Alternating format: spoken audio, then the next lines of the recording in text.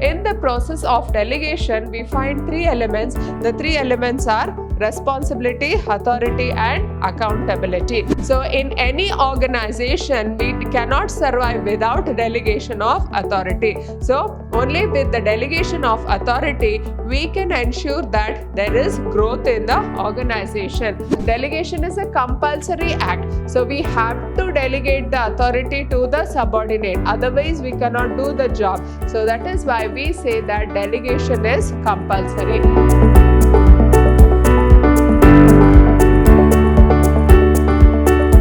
Hello everyone, I am Purnima, faculty in the Department of Commerce and Management, Vidhyaashram Pre-University College, Temple of Excellence, Mysuru. Welcome you all to this session. In this revision session of Organizing chapter, I will be discussing a few concepts relating to organizing. So one of the most important concept is delegation.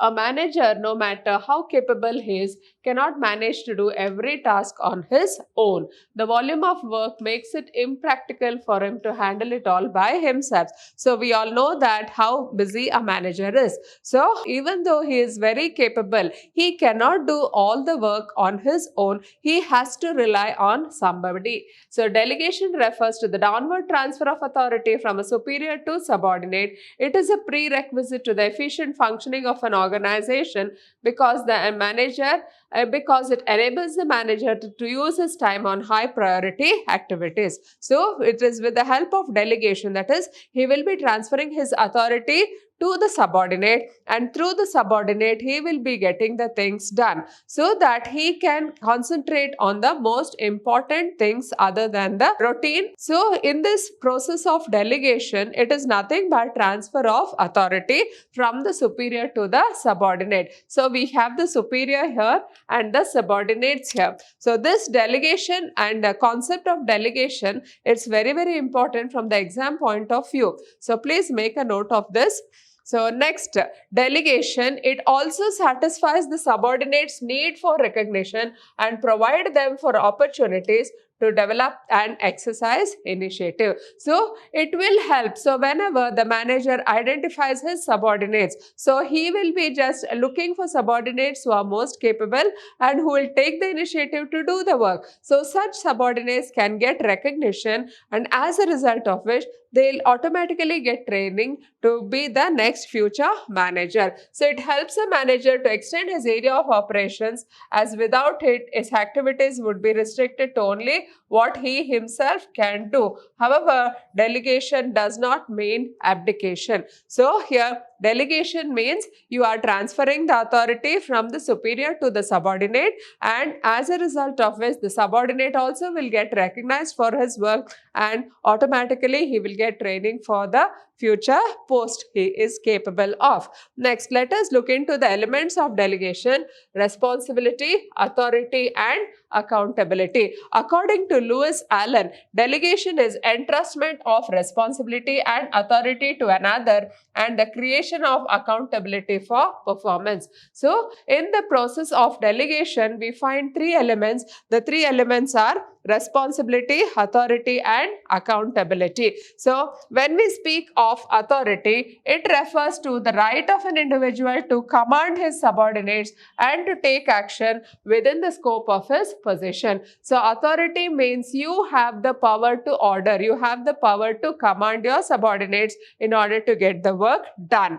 Then the concept of authority arises from the established scalar chain which links the various jobs, positions, and levels of an organization. So we know that there is a scalar chain or the chain of command which runs in the organization, and with the help of the chain of command only, the activities can be done in the organization. So we should understand that authority always flows from top to bottom.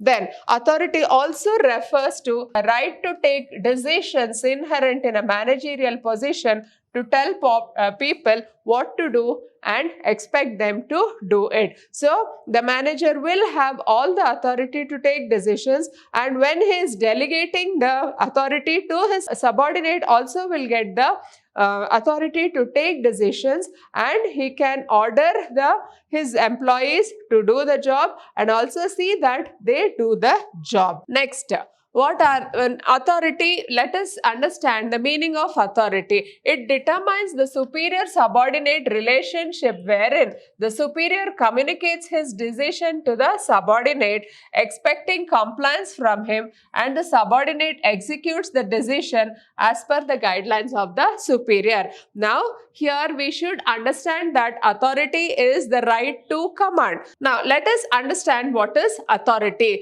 Authority determines the superior-subordinate relationship wherein the superior communicates his decision to the subordinate, expecting compliance from him, and the subordinate executes the decision as per the guidelines of the superior. So, whenever a decision is taken by the manager, he will communicate to his subordinate, and the subordinate has to just follow whatever is being communicated to him. So, he has to do the job whatever is expected from him.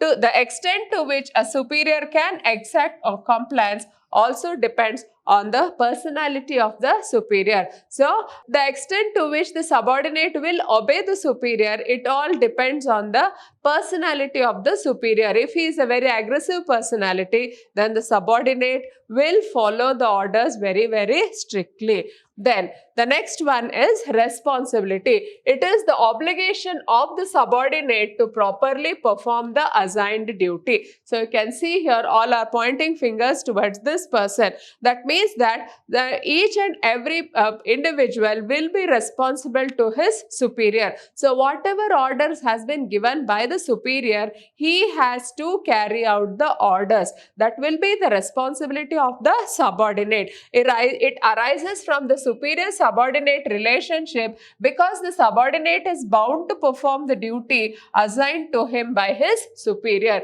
So, the subordinate should do whatever has been assigned to him. Any duties, whatever has been assigned, it has to be performed by the subordinate. Then, the next one is accountability. So, accountability implies answerable for the final outcome. Once the authority has been delegated and responsibility accepted, one cannot deny the accountability. Now, when you have delegated the authority to your subordinate, it will be the subordinate's responsibility to take up the job and he will be accountable. Accountability means you are answerable for the outcome of the event. So, whatever activity has been assigned to you, the subordinate will be answerable. Then, let us see what is the importance of delegation. Now, in this, the first importance of delegation is effective management. The manager can take up all the important work for himself and allot all the routine jobs to his subordinates. In this way, we can ensure that there is effective management in the organization. Then, second importance of delegation is employee development. So, when the manager delegates his authority, he will be just looking for who are the capable among his subordinates. Only those who have the capacity to handle the authority, they will be given the delegation and they will be recognized for their job. So, in this way, he will be just training the employee in and developing him for the future job as a manager. Then motivation of employees. So whenever the superior delegates his authority to the subordinate, it will act as a motivation to the subordinate because he will be having the need for recognition. So when he is recognized for taking up a particular project, so it will automatically act as a motivator to the employee. Then facilitation for growth. So in any organization, we cannot survive without delegation of authority. So only with the delegation of authority, we can ensure that there is growth in the organization. Then the next one is basis of management hierarchy. So any organization, it cannot run without delegation. It is only with the help of delegation we can maintain the management hierarchy in an organization. Then the last one is better coordination. With the help of delegation, we can ensure that there will be better coordination between all the departments of the organization.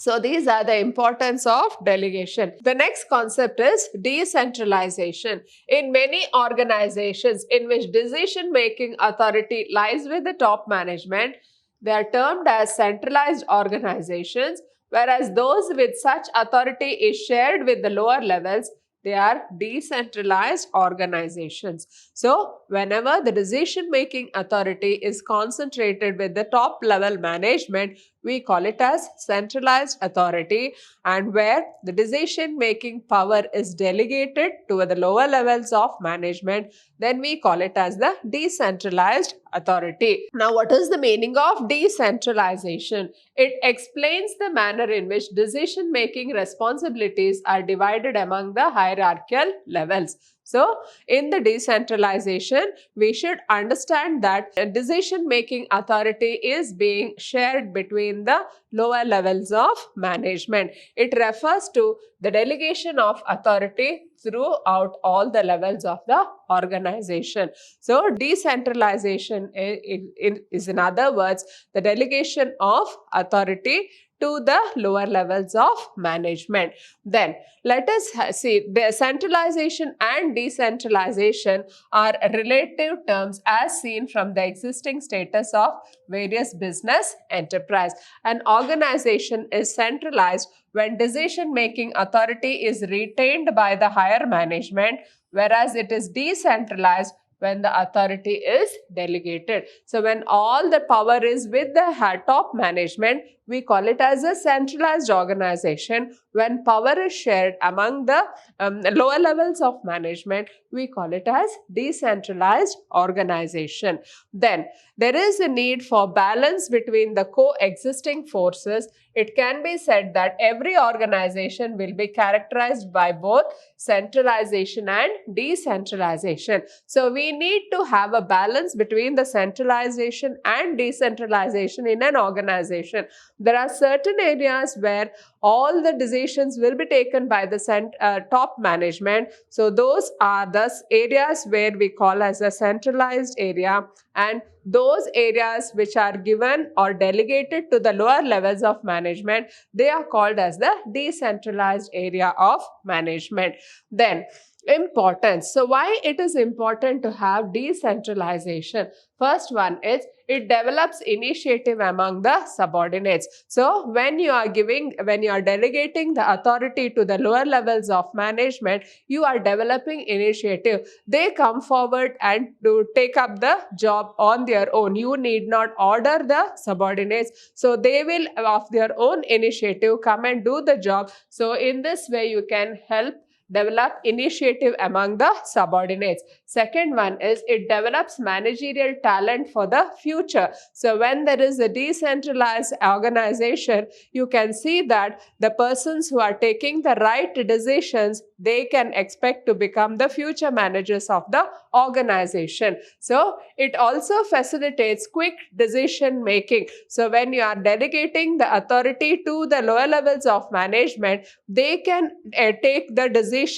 very, very fast. So they need not wait for the approval from the top level management for all small matters also. Then fourth one is relief to the top management. The top management can concentrate on more important affairs of the organization, whereas the routine matters can be handled by the lower levels of management. Then it facilitates growth. So whenever there is decentralization in the organization, it leads to growth of the organization.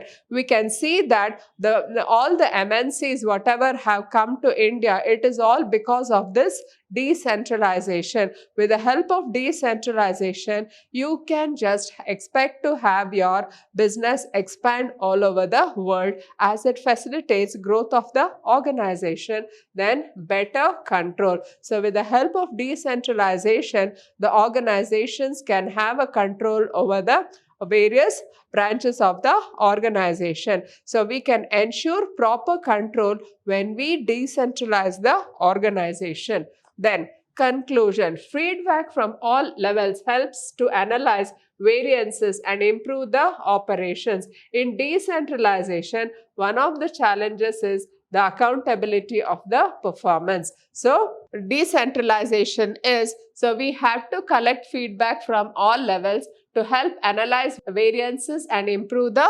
operations. So in decentralization, one of the challenges is accountability of performance. So we have to make them accountable. So whenever you are delegating the authority, you have to be accountable to the superior for the jobs to be done. So in response to this challenge, better control systems are being evolved, such as the balanced scorecard and the management information system. So whatever feedback you are collecting from the employees, all this will help in a decentralized organization. Then decentralization must always be balanced with centralization in areas of major policy decisions. Whenever major policy decisions are to be implemented, we should ensure that there is a balance between decentralization and centralization. Now let us see what is the comparison between centralization and decentralization delegation. So here we can see that delegation is a compulsory act because no individual can perform all the tasks on his own. So delegation is an individual act. So you can either delegate or you can just do all the job on your own. So it is a compulsory, delegation is a compulsory act. So we have to delegate the authority to the subordinate. Otherwise, we cannot do the job. So that is why we say that delegation is compulsory. But decentralization is an optional policy decision.